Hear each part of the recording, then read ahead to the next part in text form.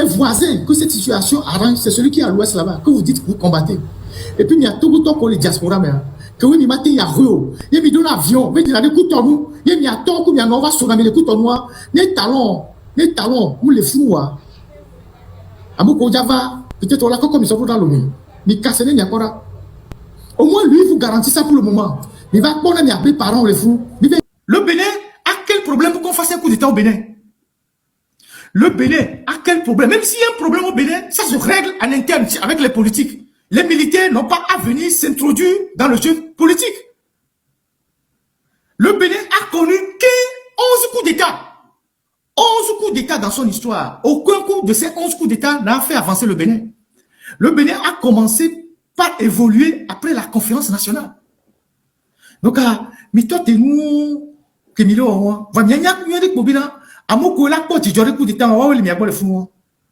et moi, je ne supporterai pas un coup d'État. Je préfère être clair avec vous. Moi, je ne supporterai pas des coups d'État qui mettent, qui renversent des institutions, même si ce sont des institutions imparfaites. Par rapport à mes convictions, jamais.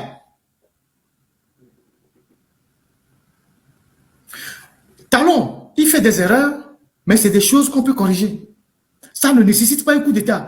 Ni mais supporter coup d'État les Béniens. Et Fion Kobena, mais les supporter à Moko ou Sylvano Solipio. Parce que Sylvano Solipio aussi était un homme qui avait ses forces et ses défauts. Il avait ses faiblesses et il avait ses forces. Mais il était fondamentalement un patriote. Et rien ne justifiait qu'on lui fasse un coup d'État ou qu'on le tue en 63. Puis ceux qui l'ont tué en 63, ils disent qu'ils ne gouvernaient pas bien le pays. Il n'y avait pas l'unité internationale. C'est pour ça qu'ils l'ont tué. Mais c'est ce que les gars aussi sont en train de dire. Aucune gouvernance imparfaite ne doit susciter un coup d'État.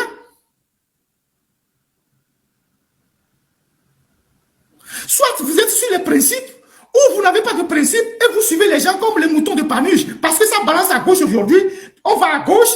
Ça balance à droite aujourd'hui, on va à droite. Mais, et ça, je vous donne un exemple. Faisons dans la projection, faisons dans la science-fiction. Faisons dans la science-fiction. Supposons que demain, Faure quitte le pouvoir et qu'on installe un régime démocratique au Togo. Et que le président qui vient au Togo demain, il commence par faire des erreurs et que l'armée se lève et le renverse. Vous allez applaudir ça? C'est une question que je pose à tous ceux qui me suivent ici. Supposons que demain, Faure Gnassingbé quitte le pouvoir. Nous mettons un civil, un démocrate. Et il commence par mal gouverner. Et que les militaires sortent pour le renverser. Vous allez applaudir ça? Vous allez applaudir ça? Regardez tous ceux qui, depuis le matin, ont applaudi les histoires de coup d'État à Lomé. Ni War TV, les réseaux là, c'est eux qui ont commencé par applaudir. Vous pensez que c'est gratuit qu'ils font ça? En 90, quand Kofi Goué a été choisi Premier ministre, quand les militaires sont partis l'attaquer, qu'est-ce qu'ils ont dit? Qu'ils ne gouvernaient pas bien le pays, qu'il manquait de respect et adiment. Ils faisaient ceci. Ils ont toujours des arguments pour faire des choses comme ça. Donc, sachez que et soit là, tu vas rattraper. Parce que le grand problème qu'on va avoir demain, quand les Gnassingbé ne seront pas là, c'est l'armée togolaise. C'est cette armée que vous voyez là. C'est sa réforme qui sera la plus difficile. L'armée togolaise que vous voyez là, qui est totalement communautarisée. C'est sa réforme demain par le pouvoir civil qui sera très difficile. Et donc, dans cette réforme-là, les militaires seront tentés, certains conservateurs, de rebondir et de remettre en cause les institutions. Donc, ce que vous défendez aujourd'hui ailleurs, ça peut vous rattraper demain dans votre pays. Si demain, on met un pouvoir civil au Togo, les militaires se soumettent aux civils et aux lois de la République. Et s'il y a un problème entre les civils, ça se règle entre les civils. Ce n'est pas des militaires qui quittent le front, ils mettent les bérets de merde sur la tête et puis ils viennent dire, ouais, on a pris la télévision et lui, il n'a même pas encore arrêté le président, il vient dire que lui a fait un coup d'État. Il n'a pas arrêté le président, comment il s'appelle déjà? Le lieutenant-colonel Pascal Tigri. Il n'a même pas arrêté le président. Les autres qui ont fait les coups d'État ailleurs, ils ont maîtrisé le président d'abord. Lui, il n'a même pas arrêté le président et puis il vient dire, oui, j'ai fait un coup d'État. C'est comme le lieutenant gabonais qui était sorti sur le truc de Ali Bongo là. Donc ce n'est pas normal. Ce n'est pas normal. Depuis 63, mais il a amené les pays au cours de Gnassingbé Benyamea. Mignon. Même à nos collègues, il y a des mentions au coup d'État. Et où des cas. Et où des cas. Alors que Améoua, Améboutoua, ils étaient plus gradés que Yadéma. Et où des cas. Les missions, les Ayadoudouan, mais Kakavanekbe. Donc,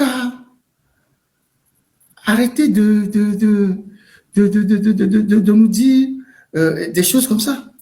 Talon fait des bêtises, d'accord, mais ça ne mérite pas un coup d'État. Talon fait des bêtises, mais ça ne mérite pas un coup d'État. Je dis et je répète, Talon fait des bêtises, mais ça ne mérite pas un coup d'État. Ça ne justifie pas un coup d'État.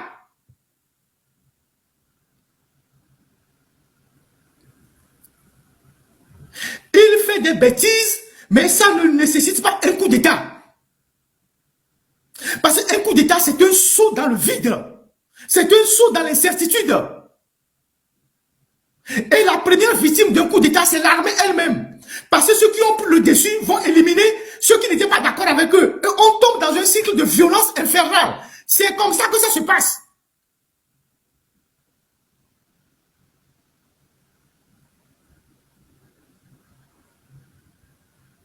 Donc, Miamoko donne un coup d'État. Nous, on dit à Nibama, non, inbox, mais on a fait un coup d'État, le Bénin. J'ai rien à foutre de ça. Quels que soient vos arguments, j'ai rien à foutre de ça. La première victime d'un coup d'État, c'est l'armée elle-même.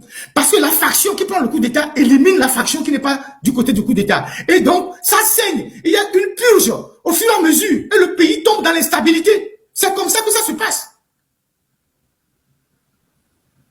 Vous avez vu au Mali, ils sont en train d'arrêter les gens en disant que ouais, ils ont voulu faire coup d'État. C'est comme ça. Donc, moi, je n'ai pas besoin que mon argument ait l'unanimité de qui que ce soit. Ce sont mes convictions. Si tu n'es pas d'accord avec moi, tu vas développer ta conviction ailleurs. Moi, je ne supporterai pas de coup d'État. Je ne supporterai pas des coups d'État dans un pays où les gens font au moins un pas sur le plan démocratique. Je ne supporterai pas ça. Les apprentis sorciers qui pensent que, bon, dès qu'ils ont un fusil, ils peuvent mettre tout le monde, je sais pas, ils peuvent mettre tout le monde au garde à vous. Vous ne savez pas ce qu'ils ont dans la tête, ce qu'ils peuvent vous faire après. Donc voilà ce que moi j'ai à dire sur ce qui s'est passé.